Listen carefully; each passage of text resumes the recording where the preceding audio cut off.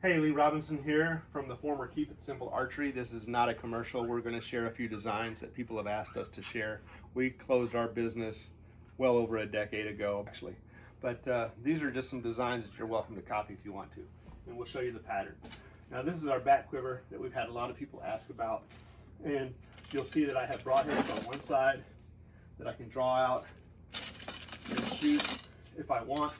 Or if I want a blunt, like maybe I'm deer hunting, but I see a squirrel making all kinds of racket, I got a blunt. I can get rid of it with a flu arrow.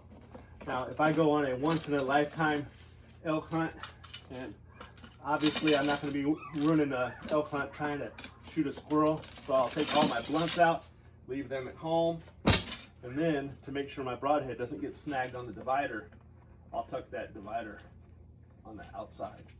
Most back quivers that have a divider have it permanently in. I think that's a mistake. I want to be able to get rid of the divider if I only want to carry one type of arrow, so nothing can catch the back of the broadhead as I pull it out. Okay. Now, we have a couple of key features here in our quiver that make it, I'm going to be a little egotistical, in my opinion, the best quiver on the market, back quiver on the market. And I'm going to show you what those features are, and you're welcome to copy them. Again, this is not a commercial because I'm not selling this product. And if you hear any squeaking, we got a litter of puppies over here behind us in the cage. So my apologies for the noise. All right, now, one, the strap goes in and out and is laced to itself. So this strap is not gonna bust off of this quiver being held by skimp lacing, because this lacing is not holding the quiver to the strap. The strap is held on by weaving through and out, back in and out of the quiver. So this is a solid belt attachment. The lacing only holds the belt to itself, like stitching on a leash. Okay, stitching itself is obviously not very weak, or not very strong, but when it's folded over and just held to itself, it doesn't take a lot of pinch to make a strong attachment. So that's what we did with our strap. The same thing is true for the top, and I'll show you that more of that when I take the quiver off. Now, another thing, if you're hunting and you're going through thick brush and you like, well, my arrows are gonna snag the bushes. You're right, they will, unless you just take your hand and slide it under, and then you can walk through the bushes. Okay? Sorry, I missed that. Huh? I missed that. That's okay, yeah, I'll show you again. You can walk through the bushes, right? So, and then you're back up, or you can just push it right back down. Okay, so that's a couple of the features of the quiver. And now I'll show you the top strap. The top strap is also super secure. Now, we have made a few changes, or we did make a few changes, but I kept this one for sentimental reasons because this was one of my first ones that I had right, so to speak. But if I was going to go back, the only change that I have incorporated that is not in this one is we no longer used a 1/4 inch strap for the arrow divider. I used a 3/8 inch strap for the arrow divider, because this could get nicked by a broadhead and cut when you put a broadhead in it. Okay. Now, the rest of the straps are 1/4 inch. On most back quivers, the lacing is 1/8 of an inch. I would never use an 1/8 inch lacing. I always used at least 1/4 of an inch. And on this divider, I used 3/8 of an inch. But this lacing for a pulse tug, or for stitching the pocket, or the broadhead file, this broadhead file is kind of a neat one because it's slippery on the sides. It's only surfaced or etched on the front and the back. The side is like a steel rod, so I could sharpen my broadheads with my file, really like this, and then this, and this, and then once you get it sharp, then you could steel the edge with that slick to get any burrs off. Okay, so, and then this was just laced up with a stitching awl and with a piece of leather and put in a pocket. Okay, and that's how we kept our broadhead file. This pocket here is for a glove or a bowstringer, or for an extra bowstring. I typically did not keep a bowstringer. I would keep a glove and a spare bowstring. This pocket's empty right now, but I've got a slick shot glove, or this is the American Leathers glove, even though it's a bigger glove, and you can fit it in there, but it's going to be tight. And you can make a bigger pocket if you wanted to, but you roll this up and you can get it in that pocket. And you might have enough room left for a bowstring, but it's going to be wedged pretty tight. Okay, but you can make your pocket bigger if you wanted to. But like I said, I did not keep, oh yeah, I got enough room to get a bowstring in there, no problem. I don't have enough room for a bowstringer, but I certainly have enough room for a bowstring. Okay, so that's what that pocket was for. And when you make this pocket, this is a continuous piece of leather from the lid down, and then it's folded here and then comes back up. The back side that's actually stitched to the quiver, you have the smooth side against smooth side. That's going to be cut the same width that you want your pocket.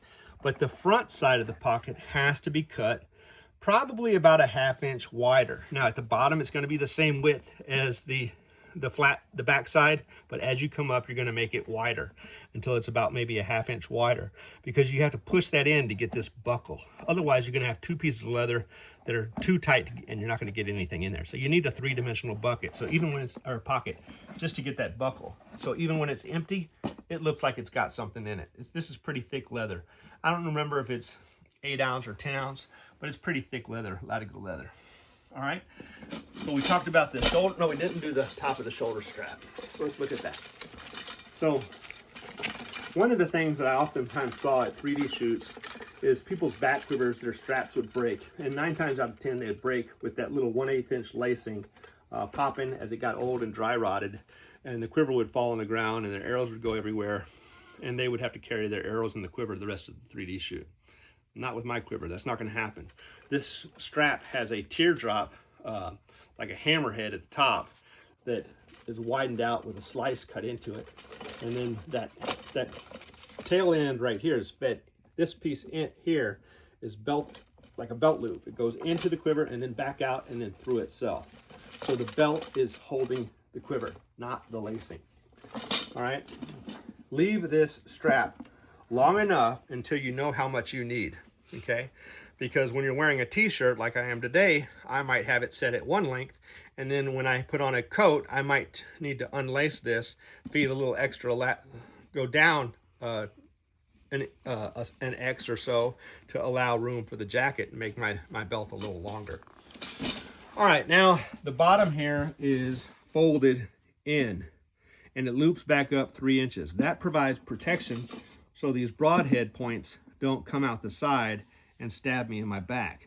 And the bottom is also 2 or 3 layers depending on how thick the leather is. If you have really thick leather, you can just get 2 layers of leather, contact cement them together, and you'll probably be fine. Listen to this. It sounds like a piece of wood. It's not a piece of wood. For a little while, I was actually putting a piece of sheet metal between the 2 pieces of leather. You can do that if you want to, but the problem with that is you can't really get the sheet metal around the holes. You need it a little bit flexible. You could get some real thin aluminum or something and maybe pull it off, but it was kind of more problematic and it wasn't really necessary. Other times I used 3 layers of leather if the leather was a little bit thin. But getting thick leather and using 2 layers contacted cement or 3 layers of leather contacted cement, I've never had a broadhead even go through, but I have seen some that were just 1 layer of cheap leather and broadheads went through. That's a no-no, okay? That's a good way to get hurt or to run your hunt. Now this piece of metal here is a template for my X pattern on my straps, okay?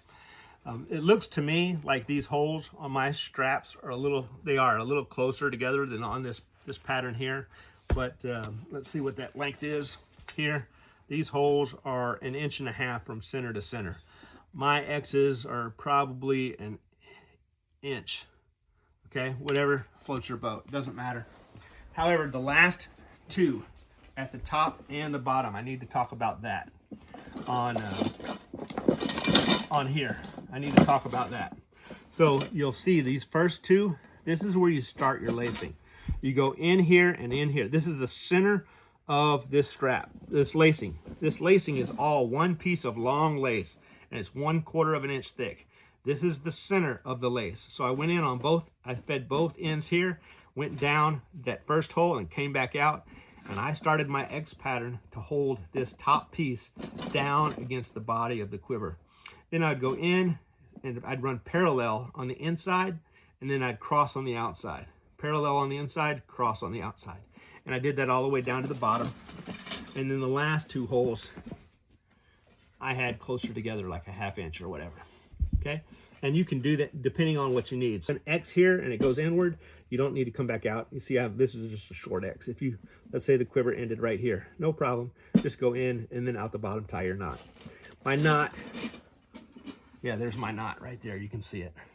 Okay. I was zoomed in on it. Huh? I was showing it. Okay. And then I have another piece of lacing that stitches the bottom to the body of the quiver. That's done after you fold and glue your inner 3 inches. All right, so that's the quiver design. Now, I'll show you the template here. Let's get this arm guard out the way. So what we have here is my template. The pattern that I used, I just had a cutting board cut to the size of the leather. Now, these numbers here represent the length of the quiver. This quiver here is a 23-inch quiver. Okay, so if I line it up there, it comes up about to the 23-inch mark. The number represents the quiver size after the quiver is done. That first number. This inner number here, don't worry about that. That's kind of a mistake. This external number is the length of the leather. So a 20-inch quiver would be a 24-inch piece of leather. Why? Because you have an inch here folded at the top and 3 inches folded at the bottom. The inch on the top is folded on the outside. The 3 inches on the bottom are folded on the inside. This inside, I always used contact cement to glue it together before I stitched it. That way I didn't have to worry about a broadhead when it's being inserted, sliding in between that sleeve and being wedged in there. Okay, so that would be contact cemented, and it makes it really hard and rigid, so I don't have to worry about it.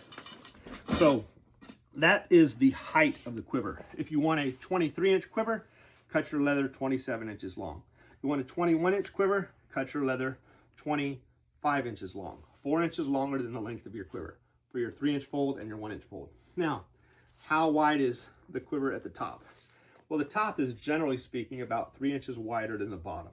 It may have a little bit of a variation, but it's not going to be critical. If it's 3.5 or 3, not a big deal. It's just going to be the taper from the top to the bottom. So for my quiver, being a 23-inch quiver, I have a 22-inch approximate width on the top, and then the bottom would be about 3 inches less than that. So what did I say, 22 at the top, and I've got about 19.5 at the bottom. So it looks like I had 2.5 inches. Yeah, 2.5 inch taper. Let me see something here. Yeah, so mine was right here at the top. Actually I've got 21 3/4, almost 22. And then the bottom again is 19.5. So 1, 2, about 2.5 inches of taper between the top and the bottom. All right, so that's the quiver design. My strap, the width of it looks to be 1.5 inches wide. Okay, so we're done with that. Now let's look at the arm guard. If you want to make an arm guard, this is the KISA arm guard, K-I-S-A. It stood for Keep It Simple Archery. Okay, I like the Keep It Simple philosophy. I think I've already mentioned that. Some people struggled with this. The way they would do it is they would pull here and then they would pull this back and then they'd try to do one at a time and feed it through. You don't have to do all that.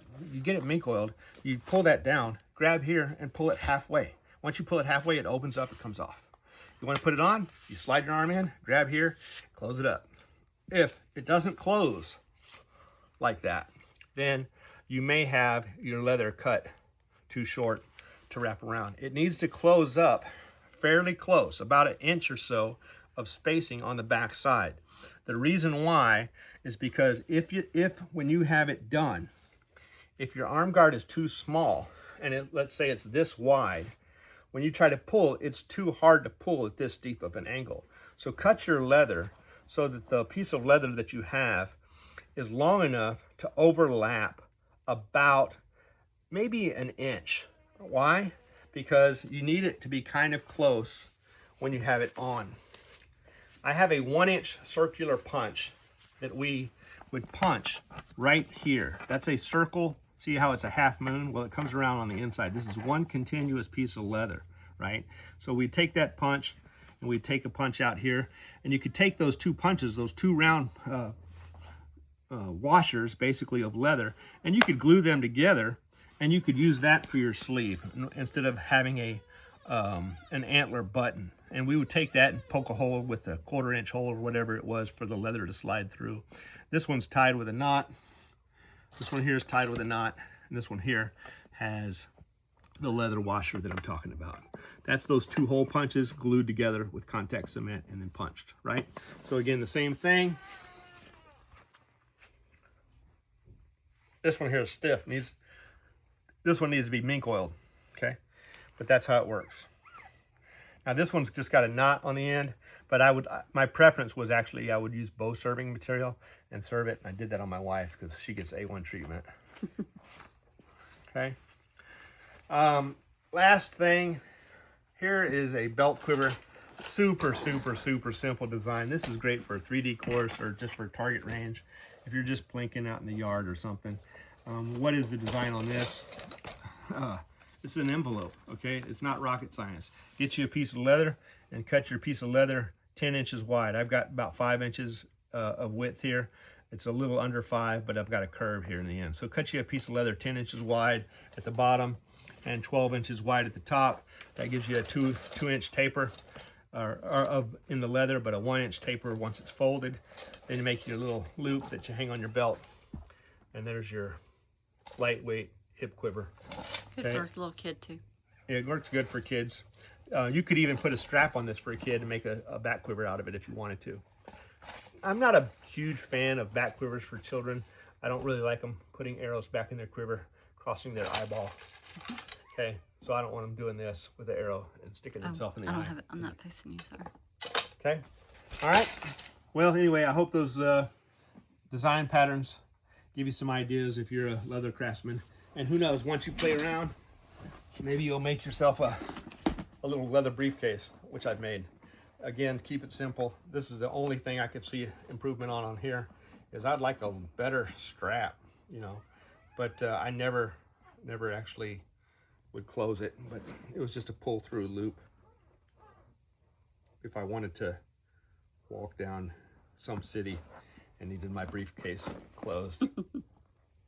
All right, but I always kept it open. That was my stuff. That was just a leather bag that I made. Y'all take care. Have a blessed day.